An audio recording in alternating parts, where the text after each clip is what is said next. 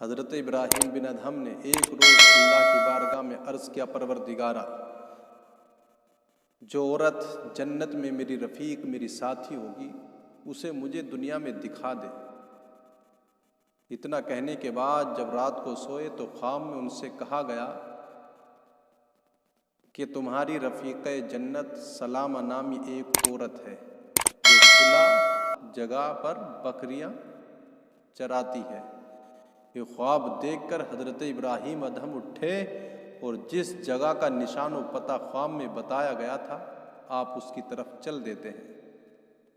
اس جگہ پر پہنچ گئے، وہاں آپ نے ایک عورت کو بکریاں چراتے دیکھا، اسے سلام پیش کیا۔ اس عورت نے جواب میں کہا، وعلیکم السلام یا ابراہیم۔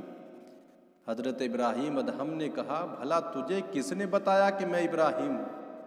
وہ بولی، جس نے آپ کو اس بات کی اطلاع دی ہے کہ میں آپ کی رفیق جنت ہوں، اسی نے مجھے آپ کا نام بھی بتایا ہے۔ ابراہیم بولے، اے سلامہ، مجھے کچھ نصیحت کر۔ تو اس نے کہا، شب بیداری، یعنی رات کو جاگنا، اور رات کو نماز تہجد پر مداومت اختیار کرو، یعنی مسلسل عادت بنا لو نماز تہجد ادا کرنے کی، اس لیے کہ رات کا قیام بندے کو اپنے رب کی طرف پہنچا دیتا ہے۔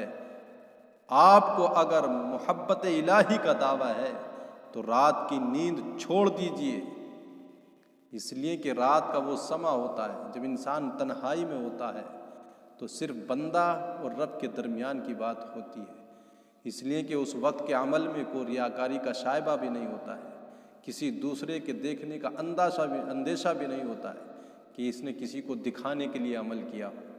اس لیے اس وقت صرف رب کے درمیان، رب کے نزدیک بندہ اپنی عاجزی اور انکساری کا مظاہرہ کر کے اپنے گناہوں پر ندامت کے آنسو بہا کر کے اپنے رب سے دلی لو لگاتا ہے، اور جب بندہ رب کے حضور حاضر ہوتا ہے تو پھر اس کی رحمت وسیع ہو جاتی ہے جو ہمیشہ اس کے شامل حال ہوا کرتی ہے۔ سبق ملا، اللہ والے اسرار و رموز پر